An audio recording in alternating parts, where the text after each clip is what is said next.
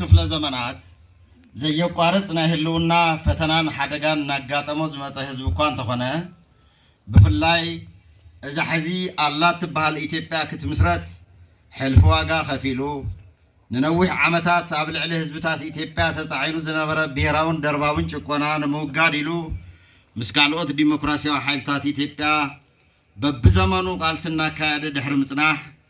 እቲ ናይ ዕብለላ ጫፍ ግፍዒ ኣብ ዝኸፍአ ደረጃ ኣብ ዝበፅሐሉ እዋን ልዑል ሓላፍነት ተሸኪሙ ነቲ ፍልፍል ኩሉ ናይ ብሄራዊ ዕብለላን ህዝቢ ከም ህዝቢ ናይ ምጥፋእ ሓደጋን ኣብነት ዝነበረ ስርዓት ንምውጋድ ዘይተሓለለ ቃልሲ ኣካይዱ ድሕሪ ናይ 17 ዓመታት መሪር ብረታዊ ቃልሲ ብ1983 ዓመተ ምህረት ንኩሎም ህዝብታት ብማዕረ ዝርኢ ሕገ መንግስታዊ ዲሞክራሲያዊ ስርዓት ክፈጥር ዝኸኣለ ተቓላሳይ ህዝቢ እዩ ይኹን እምበር እዚ ሓድሽ ስርዓት ኩሎም ህዝብታት ብማዕረ ዝነብሩሉ ኩሎም ህዝብታት ብማዕረ ዝሳተፍሉ ስርዓት ክሃንጽ ሕልፊ መስዋእቲ ሕልፊ ዋጋ ከፊሉ ናብ ዘየቋርጽ ዕቤትን ልምዓትን ዘሰጋግር ሓድሽ ለውጢ ክመጽእ ዝገበረ ዲሞክራሲያዊ ስርዓት ኣፍሪሶም ኣብ ልዕሊ ህዝቢ ትግራይ ጀኖሳይዳዊ ኩናት ኣውጆም ተግባራዊ ገይሮሞ እዮም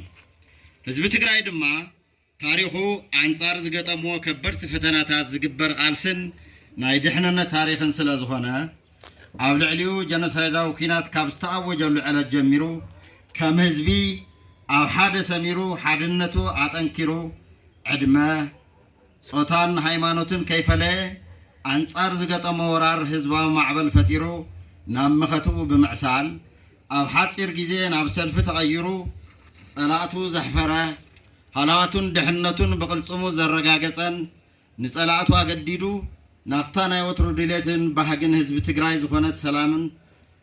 ሰላም ክንኣትውን ስምምዕ ሰላም ፕሪቶርያ ክፍርሙን ዝገበረ ዓለም ኣሚና ክትቅበሎ ዝኸበዳ መስተንክራዊ ጀግንነት ዝፈጸመን ህዝቢ እዩ ፈለማ ህዝቢ ትግራይን ብሄራዊ ውዳበታቱን ብሓይሊ ጨፍሊቕካ ንምንብርካኽ ሒዞም ዝተወገሱ ትዕቢትን ትምክሕትን ብቕልጽም ሓፋሽ ተዳዒፎም ህዝቢ ትግራይ ብሓይሊ ብረት ምንብርካኽን ምግዛእን ፍጹም ከም ዘይከኣል መኸተ ህዝቢ ትግራይ ምስ ኣረጋገጸሎም ካሊእ መማረፂ ከናዲ እዮም ፈቲኖም ብሓይሊ ክስዕርዎ ዘይከኣሉ ህዝቢ ጥንካሩ ሓድነቱ ኢሎም ስለ ዝኣመኑ ሓድነት ህዝቢ ትግራይ ንምብታን ሚልዮናት ገንዘብ መዲቦም ህዝቢ ብኣውራጃ ብዓድን ከባብን ክከፋፈል ሓድነቱ ክዝረግሞ ድኽመትና ተበሊጾም ብሓይሊ ክቆጻጸርዋ ዘይከኣሉ ትግራይ ሰተት ኢሎም ከኣቱን ናትና ዝብልዎም ምስልነታት ኣብ ትግራይ ክሸሙን ዝነበሮም ድሌት ሳላ ቃልስን ጽንዓትን ህዝቢ ትግራይ ተመኪቶም በርዒኖም ተሪፎም እዮም እዚ ድማ ሳላ ንቕሓትን ሓድነትን ህዝቢ ትግራይ ሳላ ዝነበረ ውሕሉል ፖለቲካዊ መሪሕነት ሳላ ሓድነት ወታደራዊ መሪሕነት ሓይልታት ጸጥታ ትግራይን ተመኪቶም ኣሰላልፎም ክንጽሩን ንሕናውን ናትናን ዘይናትናን ክንፈልጥ ክኢልና ኢና ኣብ ውሽጢ ኮይኑ ዝሕምሰና ዝነበረ መሪሕነት ኣንፈቱ ነጺሩ ናፍቶም ደመኛታት ጸላእቲ ህዝቢ ትግራይ ዝኾኑ ጀኖሳይደራት ክውግን ብምኽኣሉ ኣብ ትግራይ ተፈጢሩ ዝነበረ ናይ ጥፋኣት ሓደጋ ክእንጠጥን ሓድነት ህዝብና ናብ ሓደ ክመጸሉ ዝኽእል ስራሕ ንምስራሕ ምቹ ባይታ ፈጢሩን እዩ እዚ ድማ ናይ መጨረሻ ዕድል ኢሎም ዝወሰድዎ መማረፂ ኣብ ትግራይ ድሌትና ከይንገብር መሪሕነት ከይንቀያይርን ናትና ሰባት ከይነቕምጥን ቀይዱ ሒዝና ዘሎ ሓይልታት ጸጥታ ትግራይ ስለ ዝኾነ ንዕኡ ናይ ምፍራስ ስራሕ ክንሰርሕ ኣለና ብምባል ፈለማ ንላዕለዎት ኣመራርሓ ሰራዊትን ኣባላትን ንምክፍፋል ንመራሕትና ብዙሕ ሽማሽም እናሃው ሰራዊት ከላዓሉ ፈቲኖም እዮም ቀፂሎም እውን ካብ ታሕቲ ክሳዕ ላዕሊ ዘሎ ሰራዊት ተማይጡ ተመኻኺሩ ዘትዩ ጊዜያዊ ምሕዳር ትግራይ ስርሖ ኣይሰርሕን ዘሎ ይመዓራረ ኢሉ ዝወሰኖም ውሳነታት ሰራዊት ትግራይ ወሲዮም ላዕለዎት መሪሕነት ጥራይ ከም ዝወሰንዎ ኣምሲሎም ካብ ኮርኒ ላዕሊ ዝብል ስያሜ ሂቦም ፖለቲካዊ ጠላዕ ክፃወቱን ትርፊ ከትርፉን ላዕሊ ታሕትን ኢሎም ስለ ዘይሰለጦም ኣብ መወዳእቱ ንሰራዊት ትግራይ እንተኽኢሉ ናብቲ ንሶም ሓራ መሬት ዝብልዎ ናይ ሸፋቱ መተኣኻኸቢ ክስለፍ እንተዘይኽኢሉ ድማ በብዘለው ኮይኑ ክዕምፅን እምቤይ እዘዝን ክብልን ተደጋጋሚ ምሕፅንታ ኣቕሪቦም እዮም ኣብ መወዳእታ ሰራዊትና ዘለዎ ናይ ናብራን ጥቕማጥቕምን ፀገም መሰረት ገይሩ ዘቕረቦ ሕቶታት ንምፍታሕ ብጊዜያዊ ምሕዳር ትግራይ ትልሙ ወፂሉ ዝፍትሓሉ መንገዲ ጽንዓት ተወሲድሉ ናብ ተግባር መፍትሒ ንምእታው ኣብ ከይድ እናሃለወ እዚ ንኸይፍፀምን ተግባራዊ ንኸይኸውንን በቲ ቅድሚ ኢሎም ዝተለምዎ ናይ ጥፋት ተግባሮም መሰረት ንተግባራውነቱ ላዕሊ ታሕቲ ከም ዝበሉ ናይ ኣደባባይ ምስጢር እዩ ካብዚ ብምብጋስ ንሕና ኣባላትን ኣመራርሓን ሰራዊት ግንባር ምዕራብን ኣርምስሳን ኣብቲ ዝተፈጠረ ጭቡጥ ኩነታትን መፍትሒኡን ከምኡውን ብጊዜያዊ ምሕዳር ትግራይ ናይ ሰራዊትና ጥቕማጥቕሚ ንምምላስ ተወሰኑ ውሳነታትን ብዝርዝር ተማይጥና ንቐጻላይ ተልእኾና ብዘለዎ ትርጉም ብዝርዝር ርኢና እዞም ካብዚን ታሕቲ ዝተቐመጡ 11 መግለፂ ቅዋም ነጥብታት ብምውፃእ መድረኽና ዛዚምና ኣለና ቀዳማይ ብናይ ውሽጥን ደገን ሓይልታት ፅንተትን ጥልመትን ብዝተዋደደ ሸርሕን ተንኮልን ኣብ ልዕሊ ህዝቢ ትግራይን ሉዓላዊ ግዝኣት ትግራይን ዝፍፅምዎ ዘለው ገበንን ክሕደትን ብዝግባእ እንርድኦን እንፈልጦን ተግባራት ስለ ዝኾነ ፍጹም ከም ዘይንቕበሎን ክሳብ መወዳእታ ብፅንዓት ከም እንቃለሶምን ቃል ንኣቱ ካልኣይ ሓድነት ብሄራዊ ናይ መኸተ ሓይልታት ማለት እውን ህዝቢ ትግራይ ጊዜያዊ ምሕዳር ትግራይ ሓይልታት ፀጥታ ትግራይን ብሄራዊ ፖለቲካዊ ውዳበታት ትግራይን ንምብታን ዝግበር ዘሎ ሸበድበድን ናይ ተስፈኛታት ምንብሃቑን ተግባራዊ ክትገብርዎ ዘለኹም ተደጋጋሚ ክሕደት ፍጹም ኣይንቕበሎን ጥራሕ ዘይኮነስ ብፅንዓትን ብምሉእ ውፍይነትን ኣትሪርና ክሳብ መወዳእታ ከም እንቃለሶ ብምሉእ ድምፂ ወሲና ኣለና ሳልሳይ ሉዓላዊ ግዝኣት ትግራይን ዝተመዛበለ ህዝብናን ብመሰረት ስምምዕ ውዕሊ ፕሪቶርያ ንክፍፀም ተግባራዊ ክኸውን እናፀዋዕና ካብ ስምምዕነት ውዕሊ ፕሪቶርያ ወፃኢ ህዝብና ድሕንነቱ ውሑስ ብዘይገብር መንገዲ ንምምላስ ዝግበር ጎናዊ ምንቅስቃስ ፍጹም ዘይንቕበሎ ምዃንና እናረጋገፅና ብጊዜያዊ ምሕዳር ትግራይ ብዝወሃበና ውሳነን ኣንፈትን መሰረት ካባና ትፅቢት ዝግበር ኩሉ ዓይነት ተልእኾ ብፅንዓት ከም እንፍፅም ቃል ንኣቱ ራብዓይ ኣብ ሰራዊትና ዝተለዓሉ ናይ ተጠቃምነት ሕቶን ክፍታሓሉ ዝተደለየ ኣገባባትን በብደረጃና ብዝርዝር ተማየጥና ኢና ኣብ ሰራዊትና ዘለዉ ፀገማት ብሰንኪ ኣብ ትግራይ ዝተፈፀመ ወራር ፅንተት ብጣዕሚ ብዙሓት ምዃኖም ይፍለጥ ካብቶም ሕቶታት ገሊኦም ብእዋኖም ብዘይምፍትሖም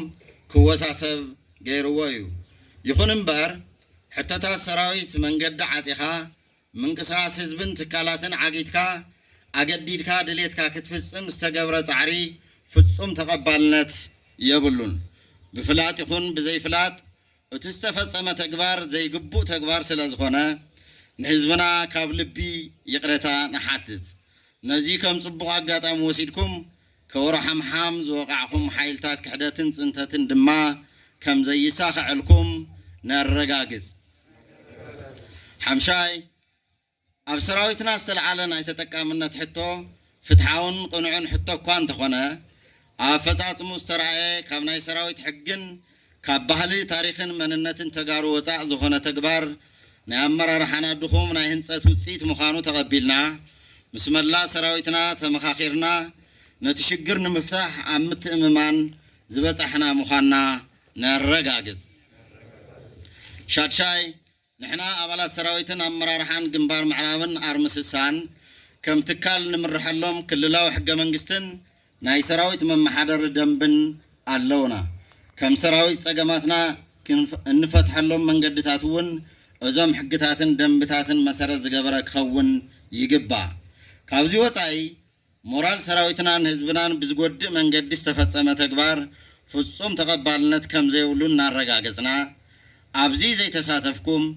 ዘለኩም ሓሳብን ናይ መፍትሒ ኣንፈትን ስርዓትን ሕግን ኣኽቢርኩም ነቶም ፀገማት ንምፍታሕ ዝለዓለ ፃዕሪ ዝገበርኩም ኣመራርሓን ኣሃዱታትን ዝለዓለ ክብሪ ኣለና ዘረኣኹሞ ፅንዓትን ትዕግስትን ድማ ናይ መላእ ሰራዊትና ክኸውን بملؤ لبي كنتجبره وسينا لنا شاوعي أوشتن دجن زلهم تجارون فتوت تجارون أبصراوتنا زجاتمو جزاو سجمات عريج النقوم بفلاي عبيت عدي مرعت هايمانوت عديتات كمون كلهم ناي كباب الستان مناسين تقداين مفتاح زجبركم مزعري قبل بي نمسجن بخالي وجن سجمات تجاتم قبل عليك ساعة تحت كوفي الكاتم أخير كان مفتاح حفتام تمكرون لمدن زلنا تجاروينا دروكوا نافتنور من قدنا آتينا لنا أتصالون كم يوم زي مساسلو سجمات تجاتمو بترين ناتقالسنان أب علامانان مسمرنان بصنعات دو كمن نبل نرجع جزلكم شامناي جيزاهم حدار تجراين لعلوت أمرار حسراويتن أتم بسراويتنا استلعلو ودعوا حتوتات بعقم منجست تجراين حزب تجراين كفتحوا زقبهم كفتحوا الله ميلوز وسنو مسانتات قبل بنا دقفنا كابانات زقبر كل عين تلوها ببقعة أنعنان تجبارو كمن نجبر قال نعتو تاشعي نحنا أبلاتن أمرارحان معراب جنبارن أرمسسان زلونا استرفونا حزبن منجستن تلقون علاماتاتن نمززام كمون دحننتن هلاون مخبار نكايدوم صنحنا دلونتنا ناي مرغغاز كل عينت وتادرو سلطنا حزونا التناخيرنا بمقصال وحسنتنا كمنا رغاغز دقيمنا نحزبن منجستن تግራይ كنرغاغز نفوتو عشراي كلهم ميدياتاتن تتكمتي محبراو ميدياتاتن أبنى حدا هاجر هنصاتن عبيتن زلعالة تراكم زلكم نأمن يخون مبار قال ميدياتاتن تتكمتي محبراو ميدياتاتن تقراي قتيم وازل شقر أم مقرادن بهراو حدنتنا ناي مخت عقمنان أم فراس توافيركم صانحكم يخوم كاب تقباركم كتقطوون تدقاقام صاوعيت ناغربنا صانحنا عنا حزون كابزو كوي تقباركم كتقطعون أما مسارتاو روحاتات حزب تግራይ تخرات غيركم كتسرحون دقيمنا نصوع عصرت عادة إذن أبلا علي استقلتو نايقوا مسانتات نما حالف زلنا توكلتي ملا سراويت جنبار معرابن أرمسسان أب تاريخاويتن تنتاوتن كتما أقسم خويناينا أقسم مالت تاريخ تقارو أقسم مالت مجلس سرعتن سلطانن حقن تجارو أقسم مالت مرئيا قرستات تجارو أقسم مالت كافتم 4 سلطنات ناي عالمنا حجرات حدا من بارو أقسم مالت مرئيا مكال هيمانوتنا مخانو أقسم مالت مدرق قداموت مخانو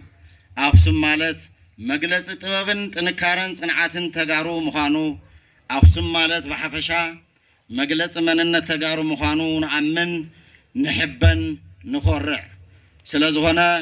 عبقدم زي تاريخ وبوتان حزبن خوينا وسانتاتنا انتنا محلالف زي سمعنا حقوس وسن يبلون وسانتاتنا دما بملو عقمنا كمن تكبرهم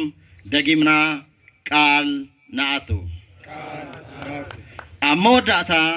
حزبنا جيزاو من محدارنان سراويتنان زي جمروم قناب شتوم زي وصحو علاماتات مختنان معواتن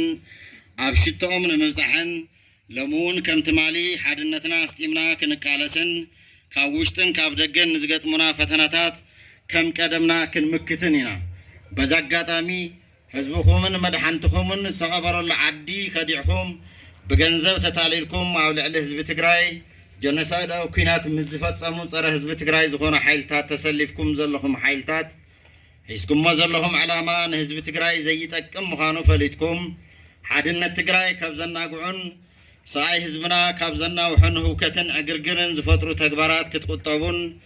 نابلبكم تمليسكم أقون حزبكم تتاو كتبلون نصوع حزون مختا نوحس اللاونا زلالما وخبرن مقوسن نسماتاتنا تكنت عسرا 2018 ዓመተ ምህረት ትግራይ አክሱም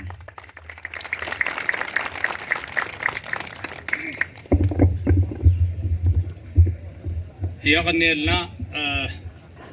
እስኪ ነቶም ውሳነታትና ብፍላይ አባላት ሰራዊት ድምቕ ዝበለ ጭብጨባ የድልየናን ኢድኒ ተታሒዝና ስለ ዝነበርና ያው ነውስ ወከፍ ውሳነ ድምፅ እናስማዕና ዘይኸድናና ምናልባት ይመሽ ስለ ዘሎ ታ ፕሮግራምናውን